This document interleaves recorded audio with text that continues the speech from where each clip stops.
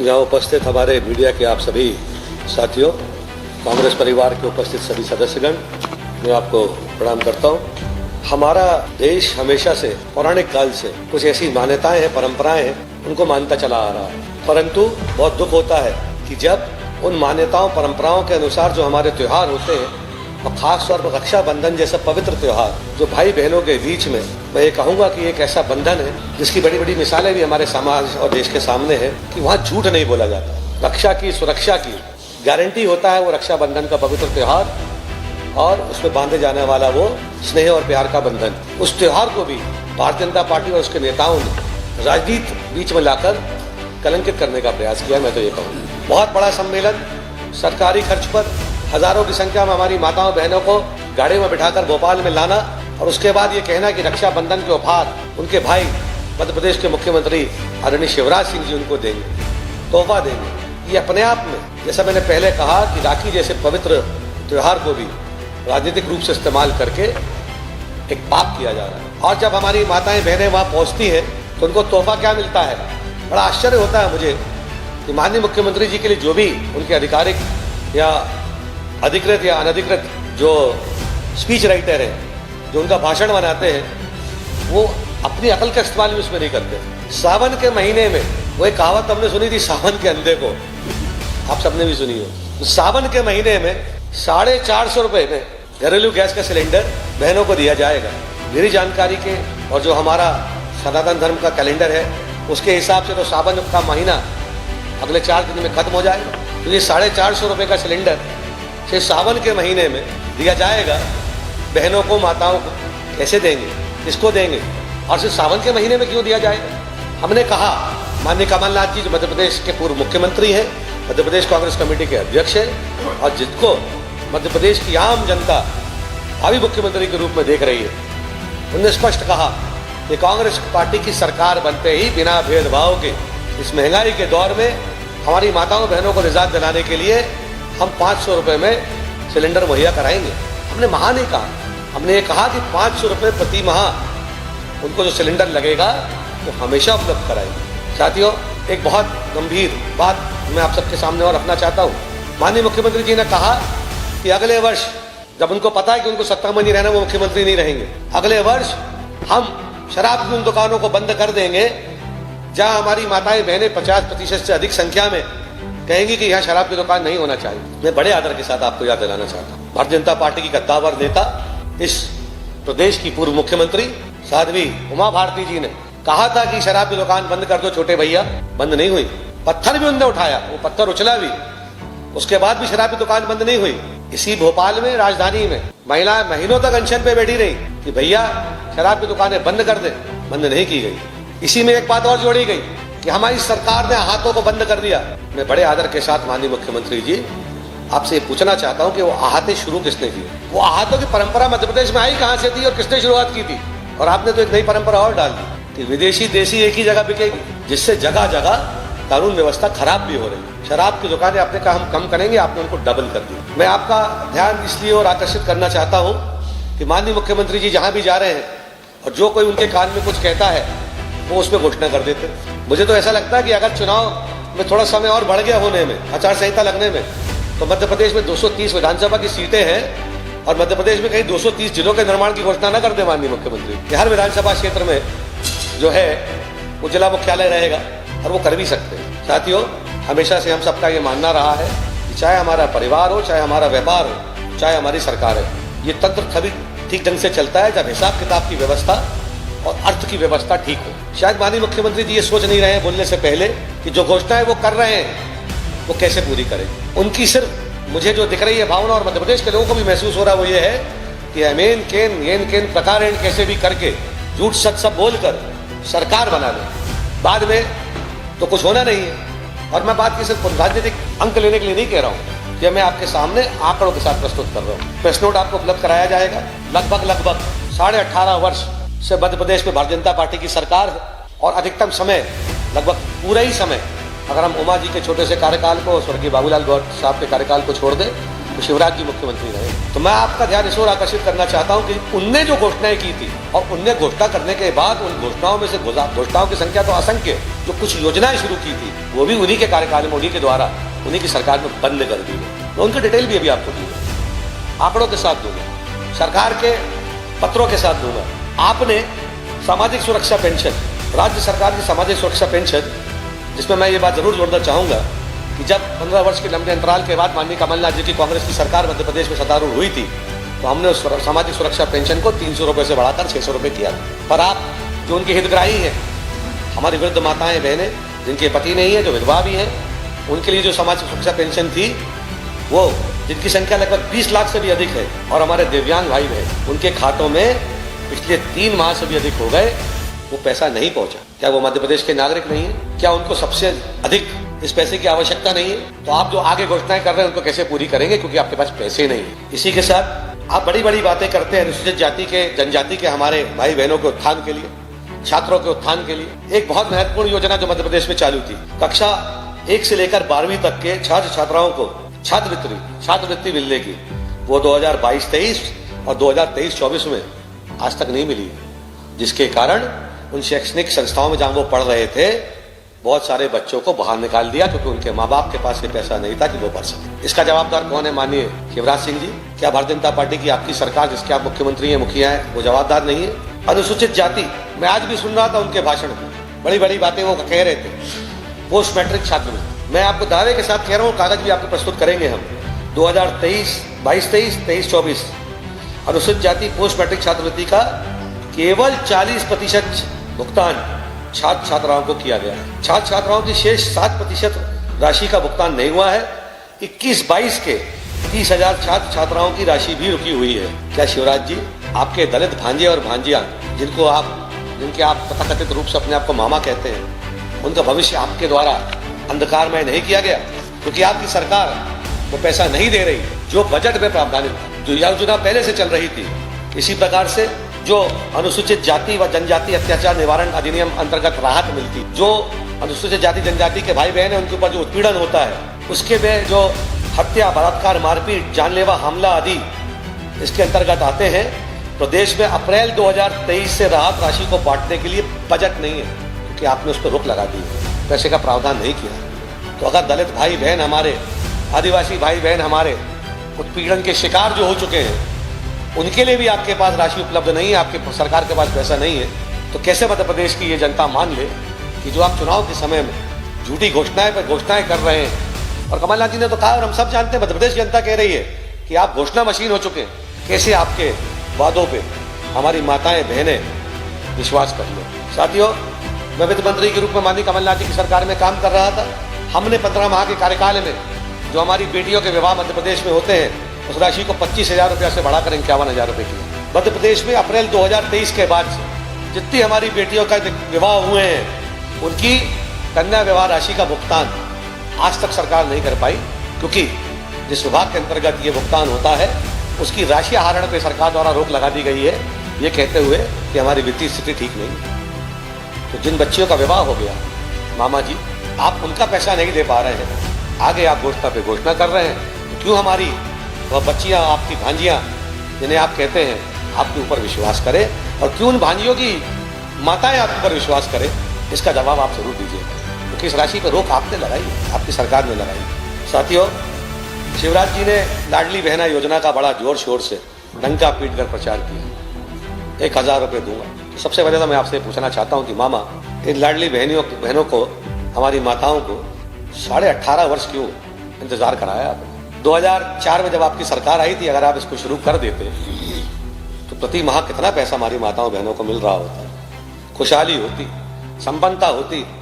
आपको आज चुनाव के समय ये झूठी घोषणाएं और ढकोसलेबाजी नहीं करनी पड़ती। पूरी तरह से हमने ये कहा, माननीय कमलनाथ जी ने ये कहा है, कांग्रेस पार्टी की सरकार बनने पर बिना भेदभाव के, मैं इस बात को दोहराना चाहता हूं, बिना भेदभाव और बंधनों के हम अपनी सभी माताओं बहनों को 1,500 रुपये प्रति माह महिला सम्मान के रूप में उपलब्ध कराएंगे। अभी तो आपकी योजना ही पूरी लागू नहीं हो पा रही, क्योंकि हमारी जो हम कहते हैं जो कमलनाथ जी कहते हैं वो करते हैं। जब उन्होंने कहा तो आपको नियम ही कई बार बदलने पड़ गए।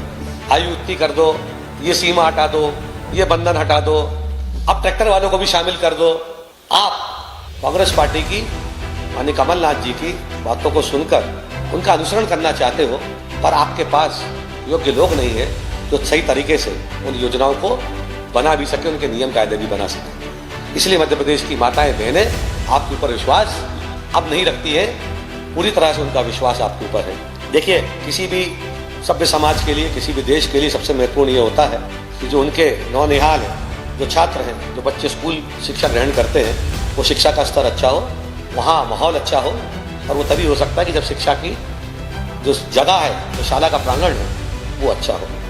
मैं आपको बताना चाहता हूँ, शिवराज सिंह जी की सरकार ने 21 अगस्त, ज़्यादा समय नहीं हुआ, 2023 को जारी एक आदेश में प्रदेश के सभी जिलों के 6,696 एलिमेंट्री स्कूल एवं 493 सेकेंडरी स्कूलों के भवन की मरम्मत के लिए, जो बहुत बड़ी राशि भी नहीं थी, मात्र 145 करोड़ रुपए के लगभग राशि थी, जो बजट में आपने प्रावधानित की थी, उसके ऊपर आपने रोक लगा दी। जब शालाएं जर्जर हो रही हैं, मॉनसून चल रहा है, सब आपसे मांग कर रहे हैं शालेय शिक्षा विभाग से कि पैसा दीजिए, बच्चों का नया एकेडमिक सेशन चालू हो गया है, आपने रोक लगा दी कि ये 6,696 एलिमेंट्री स्कूल और 493 सेकेंडरी स्कूल, इनके भवनों में किसी प्रकार की मरम्मत के लिए हमारे पास कोई पैसा नहीं है। इन्हीं बहनों के आपके बच्चे हैं ना, वो जो स्कूलों में पढ़ रहे हैं। कौन है वो बच्चे जो स्कूलों में पढ़ रहे हैं?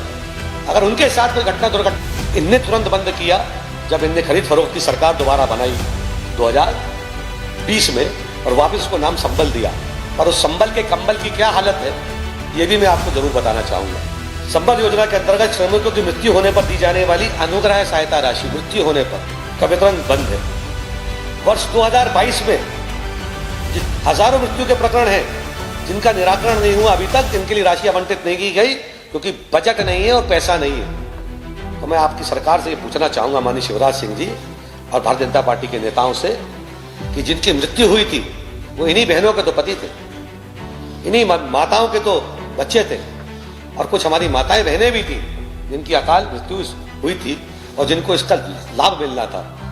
पर वर्ष 2022 के प्रकरण भी आज तक निराकृत नहीं हुए, ये रिकॉर्ड पे है, क्योंकि उन खातों में कोई पैसा आपने उन विभागों को दिया ही नहीं कि इनके खाते में वो पैसा संबल की राशि का जा सके। साथियों, मध्य प्रदेश में कानून व्यवस्था की क्या हालत है ये आपको पता है। आज विषय नहीं था, पर मैं जब जबलपुर से अभी भोपाल के लिए आ रहा था आपसे रूबरू होने के लिए, तो एक बहुत महत्वपूर्ण मुद्दा, मुझे वहां से एक मामला भेजा और ये बताता है कि सरकार की कार्यप्रणाली क्या है। माफिया के खिलाफ बड़ी बड़ी बातें करने वाले, जमीन के अंदर गाड़ दूंगा, मार दूंगा, उखाड़ दूंगा, ठोक दूंगा। माननीय कमलनाथ जी की सरकार बनी थी, आप सबने देखा था, भू माफिया के खिलाफ चाहे किसी से भी वो सम्मत रहा हो, हमने कड़ी से कड़ी कानूनी कार्रवाई की थी। उनकी जमीनें छुड़वाकर जो अवैध रूप से कब्जा किया था, उनका आवंटन सही ढंग से कॉलोनियों में प्लॉटों का लोगों को जिनको नहीं मिल रहे थे, जो वाजिब हकदार थे, दिलवाए थे, कैंप लगे थे, पट्टे दिए जा रहे थे। धान्य अधिकार की जो योजना है, मैं जानता हूं व्यक्तिगत तौर पर, मैंने भी इसमें बहुत परिश्रम किया था। माननीय मुख्यमंत्री जी का, तत्कालीन मुख्यमंत्री जी का, कमलनाथ जी का सपना था कि आबादी के जो क्षेत्र हैं, जो जहां वर्षों से लोग रह रहे हैं और उनको उसका लाभ नहीं मिल पा रहा, उस योजना को बनाया जाए। मुझे याद है उन्होंने मुझे व्यक्तिगत तौर पर कहा था कि आप इस पर विशेष रूप से ध्यान दीजिए, और एक कमेटी का गठन किया था और हम लोगों ने इस योजना को पूरा बनाया था। आपने उसके काम को भी रोका दिया, और आपकी सरकार बड़े बड़े दावे करने के बाद, हाथ हिला हिलाकर आपके भाषण देने के बाद, आपके तथाकथित गाड़ देने और ठोक देने के बाद ये हालत है कि जबलपुर विकास प्राधिकरण का ये नोट मेरा नहीं है, ये सरकारी। जब मैं भी रास्ते में था तो मुझे मेरे किसी साथी ने वहां से भेजा कि किस प्रकार की विसंगतियां हो रही, जिसमें मैंने पहली बार ये देखा और मुझे ऐसा लगता है भूतों में भविष्य थी। सरकार की आपने कोई निविदा या सरकारी किसी भी प्राधिकरण की ऐसी निविदा आपने नहीं देखी होगी जिसमें प्लॉटों के साथ एक विशेष कॉलम ये लगाया जाता है, जो मैं आपको उपलब्ध करा दूं, मैं कॉपी मेरे पास नहीं, खेती मिश्रा जी देंगे। योजना क्रमांक 11 के अंतर्गत वित्तीय चरण भूखंड 2 नग कोष्टक में लिखा यथास्थिति ओब्लिक अतिक्रमण सहित नीलाम किए जाए। ये मध्य प्रदेश की सरकार की कार्यप्रणाली आप देखिए कि विकास प्राधिकरण के प्लॉट आवासीय भूखंड अतिक्रमण सहित सरकार का प्राधिकरण नीलाम करने जा रहा है। उसी साथी को मैंने कहा कि भाई एक काम और कर दो, ये तो है प्लॉट कहाँ पे है, मुझे तो ये योजना तो पता है कहाँ है, जबलपुर में, वहीं पे मैं पैदा हुआ, 100 साल से मेरा परिवार वहाँ रह रहा, ये स्थान भी बता दो। तो उसने मुझे वहाँ का चित्र भेजा तुरंत खींचकर अपनी गाड़ी के अंदर से। ये देखिए, नीलामी की जा रही है जहां पे गरीब लोगों की झुग्गियां बनी है और लिखा जा रहा है अतिक्रमण सहित व्यवसायीकरण की इस सरकार की हिम्मत को और योजनाओं को मैं दाद देना चाहता हूं। ये हिंदुस्तान की नहीं, विश्व की सबसे ज्यादा प्रगतिशील सरकार है और व्यवसायिक सरकार है, जो अतिक्रमणों के साथ जहां हमारे गरीब भाई बहनों के, भांजे भांजियों के, लाडली बहनों के मकान बने हैं, उसको अतिक्रमण सहित सरकार नीलाम कर रही है, सरकार का विभाग नीलाम कर रहा है। तो तथाकथित सरकारी गुंडे इनके साथ क्या करेंगे मामा जी, ये भी बताइए। हम कैसे विश्वास करें कि राखी का त्योहार जो इन परिवारों में हमारे झुग्गी झोपड़ी में माताएं बहनें रहती हैं, ये मना पाएंगी? क्योंकि उसके पहले तो आप इनके प्लॉट नीलाम कर रहे हैं अतिक्रमण सहित और सरकारी विज्ञप्ति भी जारी कर रहे हैं। तो मध्य प्रदेश में चौपट राजा चौपट सरकार, बिना कुछ सोचे समझे घोषणा पे घोषणा, वह निर्णय जो कहीं से भी जनता के हितकारी नहीं है, आप लागू करते जा रहे हैं। मध्य प्रदेश की जनता का विश्वास आप खो चुके हैं। मुझे पूरा विश्वास है और मध्य प्रदेश की जनता को विश्वास है 2023 के अंत में, जब आप बहुत निकट है मध्य प्रदेश में चुनाव होंगे, तो माननीय कमलनाथ जी के ये जो 11 वचन कांग्रेस पार्टी के माध्यम से हमने किए हैं, ये हम लागू करेंगे। और मध्य प्रदेश की जनता ने कमलनाथ जी की कांग्रेस सरकार के 15 माह के कार्यकाल को देखा है कि हमने जो कहा वो किया। मैं विश्वास के साथ और दावे के साथ ऑन रिकॉर्ड आपसे कहना चाहता हूं कि आप हमारी सरकार का जब गठन हुआ 15 माह का निकाल के देख ले, हमारा वित्तीय प्रबंधन कैसा था, कितना हमने कर्जा लिया था और उसका कैसा कैसा उपयोग किया था। 15 माह की सरकार में 13,000 करोड़ रुपए का कुल ऋण लिया, 15 माह की सरकार में 13,000 करोड़ का ऋण। और भारतीय जनता पार्टी की वर्तमान की सरकार प्रति माह लगभग 6 से 7,000 करोड़ रुपए का ऋण ले रही है। प्रति माह हमने 15 महीने में 13,000 करोड़ रुपए लिया। और ये मेरा फर्ज भी बनता है, दायित्व भी बनता है मध्य प्रदेश की जनता के प्रति कि हम उसका भी हिसाब जनता को दें। उस 15 माह की सरकार में जो हमने 13,000 करोड़ रुपए ऋण लिया था, उसका हमने क्या किया, क्योंकि ये पैसा कांग्रेस पार्टी का, माननीय कमलनाथ जी के खाते का या मेरे खाते का या किसी के खाते का व्यक्तिगत तौर पर नहीं था। ये मध्य प्रदेश की जनता का वह पैसा है जो ईमानदारी से वो ऋणों के रूप में जमा करती है, जिसमें हम उनको वादा करते हैं कि हम स्टेट का डेवलपमेंट करेंगे और जन कल्याणकारी योजनाएं चलाएंगे। हमने उस 13,000 करोड़ के लोन में लगभग 28 लाख किसान भाइयों का कर्ज माफ किया। हमने सामाजिक सुरक्षा पेंशन की राशि को 300 से बढ़ाकर 600 किया। हमने हमारी बेटियों की विवाह की राशि को 25,000 से बढ़ाकर 51,000 किया था। और इसके साथ साथ बहुत सारी ऐसी जनहितैषी योजनाएं थी, इंफ्रास्ट्रक्चर के जो काम थे जो मध्य प्रदेश में रुके पड़े थे, उनके लिए पैसा खर्च किया। हम हिसाब दे रहे हैं। आज मध्य प्रदेश की 7.5 करोड़ से अधिक जनता आपसे जानना चाहती है और आपसे हिसाब चाहती है, आपसे घोषणाएं नहीं चाहती है। तो ये चाहती है कि आप ये बताएं कि आज जब प्रदेश के ऊपर लगभग 4 लाख करोड़ रुपए का कर्जा हो गया है, इसका हिसाब तो दें। ना बहन खुश, ना माताएं खुश, ना वृद्ध खुश, ना हमारे बेरोजगारों के हाथों को काम मिला, ना हमारे छोटे छोटे व्यापारी खुश, ना हमारे मजदूर खुश, ना हमारे पेंशन पाने वाले कर्मचारी खुश, ना हमारी सरकार में काम करने वाले लोग खुश। जब मध्य प्रदेश में कोई तबका खुश नहीं है, किसी की तरक्की नहीं हुई, तो ये 4 लाख करोड़ से अधिक का जो आपने लोन लिया है, ये आम जनता की मध्य प्रदेश की जो कमाई का पैसा था जो उसको चुकाना है, ये कहां गया?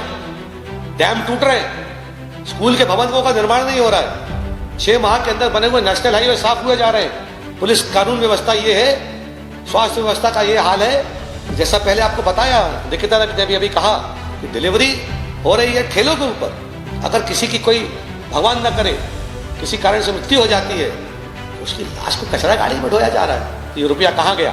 शिवराज सिंह जी, मैं आपसे, आपकी सरकार के प्रवक्ताओं से, आपकी पार्टी के नेताओं से ये विनम्र निवेदन करता हूं, अब लगभग 1.5 माह का समय जब चुनाव में बचा है, तो आप अपने 18.5 साल के कामों का हिसाब लोगों को दें।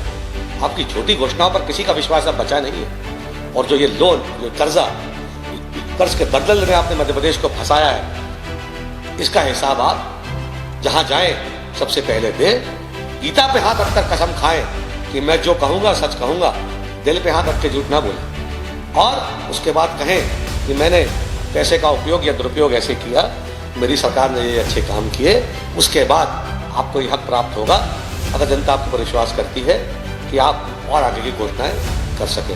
आप सब ने तथ्यों के साथ, और ये खास तौर पर मैं के भाई आपसे निवेदन करूंगा, ये जो जबलपुर विकास प्राधिकरण का है, क्योंकि मुझे ऐसा लगता है ये सरकार जाने का जब समय आ रहा है तो लूट जो है और तेज हो गई है, तो इस प्रकार के काम और चालू हो गए हैं। हो सकता है मेरे संज्ञान में तो ये मामला आया हो, पर आप सब यहाँ पे जागरूक हमारे पत्रकार भाई बहन यहाँ बैठे हैं और आपके सब जगह संपर्क सूत्र हैं। हो सकता है इस प्रकार के काले कारनामे बाकी जगह भी हो रहे हो, ये मेल कर भी आपको मेल करवा कर दें और आप सब यहाँ पे आए। आप सबको मेरी तरफ से बहुत बहुत धन्यवाद। आप पूर्व में वित्त मंत्री रहे हैं कांग्रेस की सरकार में, तो क्या इस सरकार को पावर है कि समस्त विभागों का बजट किसी एक मद में खर्च करने का पावर है क्या? देखिए, सबसे पहले तो मैं आपको बता दूं, बजट की एक प्रक्रिया होती है। सरकार जब कोई भी सरकार हो, कोई भी वित्त मंत्री हो, जब वो बजट बनाते हैं तो सबसे पहले सारे विभागों से जानकारियां मांगी जाती हैं कि आपकी ज़रूरतें क्या हैं, और सरकार अपनी प्राथमिकता तय करती है कि हमको कहाँ पे कौन से वर्ग के लिए, कौन से कार्य के लिए कौन सी राशि का आवंटन करना है, हमारी प्राथमिकताएं क्या हैं। और जब वो आता है वहाँ से तो फिर वित्त विभाग के माननीय मंत्री जो भी हों वो उन विभाग के मंत्रियों के साथ, अधिकारियों के साथ बैठकर चर्चा करते हैं। इसमें ये कोई बहुत आसान काम नहीं है। उसके बाद ये तय होता है कि पुरानी योजनाएं कौन सी थी, कितने प्रतिशत लागू की गई, कौन कौन सी योजनाओं के कितने हितग्राही हैं, उनको कितना लाभ हुआ, और कौन कौन सी योजनाओं को जल्दी इसलिए पूरा करना चाहिए कि उसका आर्थिक बोझ बढ़े नहीं। और उसके बाद एक बजट जो तय होता है वो वित्त मंत्री या माननीय जो विभागों के अधिकारी वो तय नहीं कर देते हैं। उस बजट को जो भी वित्त मंत्री रहते हैं वो मध्य प्रदेश की विधानसभा में रखते हैं, जो प्रदेश की संवैधानिक सबसे बड़ी संस्था है। और जब वो वहां से पास होता है तो ये कानून बनता है, और सरकार का ये धर्म बनता है, वित्त मंत्री का ये धर्म बनता है कि उस कानून को अक्षरशः पालन कराएं, उन विभागों को जो प्रॉमिस किया गया है उस बजट का आवंटन करें, और समय समय पर अगर ये लगता है कि कुछ और पैसे की आवश्यकता है, अगर कोई ऐसी नेचुरल क्लैमिटी हो गई है, कोई आपदा आ गई, तो उस पैसे को और बढ़ा कर दें। पर ऐसा नहीं हो सकता, ये नियम के विरुद्ध है, जैसा आप कह रहे हैं कि किसी और विभाग की राशि को उठाकर किसी और विभाग में कर दिया जाए। ये तो भ्रष्टाचार है, कदाचरण है, और ये ऐसा कोई नियम और कानून नहीं है, क्योंकि आप विधानसभा से जो पारित बजट है उसका उल्लंघन नहीं कर सकते। मैं तो कह रहा हूँ नहीं कर सकते। हाँ, मैंने शुरू में कहा, शुरुआत इसी से की थी कि हमारी तो सनातनी परंपरा यह है कि महिलाओं का सम्मान इस देश में सबसे ऊपर है। हम तो उनको देवी मानकर पूछते हैं। तो मुझे पूरा विश्वास है कि जो सम्मान वाली योजना है ना, जो सम्मान सबसे पहले और उसके बाद कोई और बात, तो नारी सम्मान होगा, महिलाओं का सम्मान होगा, उनकी तरक्की होगी। और हमारा तो ये, आपने चूंकि इस विषय को पूछा है, ये बहुत अच्छा इसमें ट्रैक रिकॉर्ड भी है। इस देश की प्रथम महिला प्रधानमंत्री श्रीमती इंदिरा गांधी जी ने महिला सशक्तिकरण के लिए जो कार्य किया, उससे निश्चित तौर पर समाज में बहुत बड़ा बदलाव आया था। कांग्रेस पार्टी की हमेशा से प्राथमिकता रही है कि नारी सम्मान हमारे लिए सबसे ऊपर है। तो हम जरूर, मुझे विश्वास है कि कमलनाथ जी के नेतृत्व में जब सरकार बनेगी सम्मान बढ़ेगा, और हमने जो कहा है वो हमने पहले किया और आगे भी करेंगे।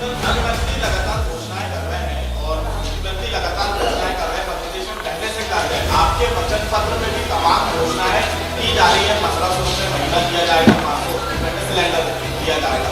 तो आप इसे कैसे अमलीजामा बनाएंगे? और जो आरोप बीजेपी पे लगाए जा रहे हैं कि वो भी घोषणाएं कर रहे हैं, तो आपके वचन पत्र की तमाम घोषणाएं। देखिए, मैं आपको पहले बताऊं, आपको से याद दिलाता हूँ। मैंने तो जो ये कहा कि जिस सरकार में मुख्यमंत्री जी बैठे हैं अभी, उनने जो खुद घोषणाएं की थी और जो खुद योजनाएं लागू की थी उनको बंद कर दिया।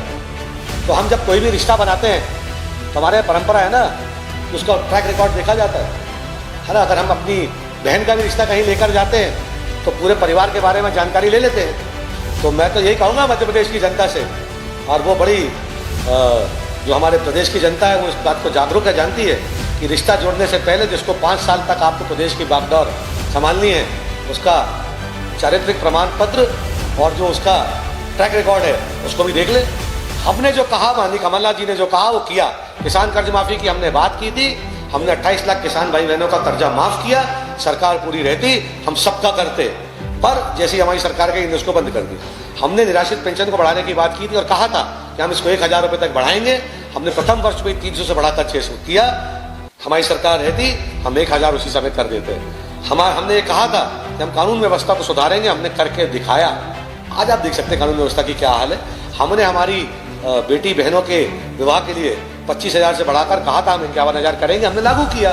तो हमारा रिकॉर्ड उनके सामने है और इनका भी है कि जो खुद कहते हैं उसको बंद कर देते हैं। तो जनता रिश्ता तय करने से पहले ये जरूर दोनों का पुराना चारित्रिक प्रमाण पत्र भी देखेगी।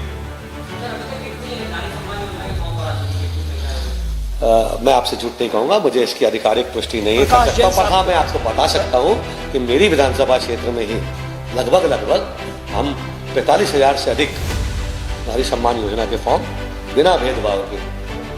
और एक बात और बता दूं कि उनने उस फॉर्म को हमने उनसे कहा कि इसको आप सहेज के रखिए, ये हमारा और आपका एक बंधन है जो हम आपको पावती इसकी दे रहे हैं। जब चुनाव होगा और हमारी सरकार आपके आशीर्वाद से बनेगी तो जो बहना, जो माँ हमारी, चाहे बिना किसी उम्र के बंधन के या किसी डिफरेंशिएशन के वो फॉर्म हमें दिखाएगी, उसका नाम तो सूचीबद्ध हो ही रहा है और 1,500 रुपये माह उनको मिलेगा।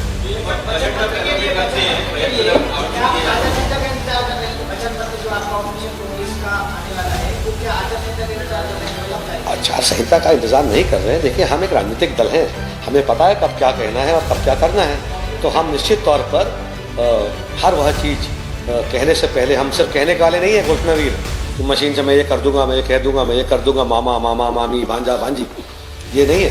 हम जो भी कहते हैं उसको बहुत सोच समझ कर कहते हैं। उसकी आर्थिक, मैंने पहले कहा कि चाहे हमारा परिवार हो, चाहे हमारी सरकार हो, चाहे हमारा व्यापार हो, जब तक अर्थ का हम पूरा विश्लेषण नहीं कर लेते हैं, उसकी तैयारी नहीं कर लेते हैं, हम झूठी घोषणा नहीं करते। सब तैयारियाँ चल रही हैं, जो कहा है उसकी तैयारी हो गई इसलिए कह दिया और उसको करके दिखाएंगे। जो बाकी बचा है पूरी तैयारी के साथ हमारे माननीय नेता कमलनाथ जी आपके सामने रखेंगे और जनता को विश्वास है कि वो जो कहेंगे उसको हम करेंगे।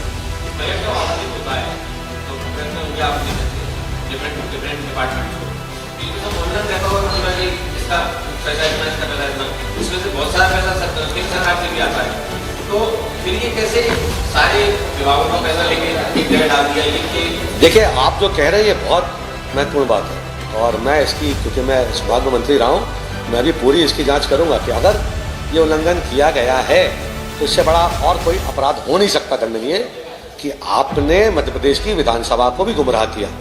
वहाँ से जब बजट पास होता है, अगर किसी विभाग के लिए कोई आवंटन हुआ है, और ये तो बहुत सारे सप्लीमेंट्री भी लाते हैं, इनकी आदत हर सरकार लाती है, पर ये तो कुछ ज़्यादा ही लाते हैं। ये सप्लीमेंट्री बजट भी लाए, इनने संशोधन लाए हैं और उस संशोधन में भी, सप्लीमेंट्री में भी इनने ये नहीं कहा कि हम इस विभाग का बजट कटौती कर अब इसका आवंटन दूसरे विभाग को कर रहे हैं। पर अगर आवंटित बजट का इनने इस्तेमाल किया है किसी दूसरे काम के लिए किसी दूसरे विभाग में, तो ये निश्चित तौर पर आपके पास कोई कागज उपलब्ध कराए, मैं भी जानकारी निकाल लेता हूँ। इसमें तो हम जाएंगे, हम सबसे बड़ी लड़ाई कोर्ट तक जाके लड़ेंगे और इनके ऊपर एक मामला प्रकरण ऐसा दर्ज हो जो कदाचरण का है, क्योंकि ये हक किसी के पास नहीं है, ना इसका कोई कॉन्स्टिट्यूशनल प्रोविजन है। तो ये बहुत बड़ा अपराध है, इसकी जांच हम कराएंगे। Thank you.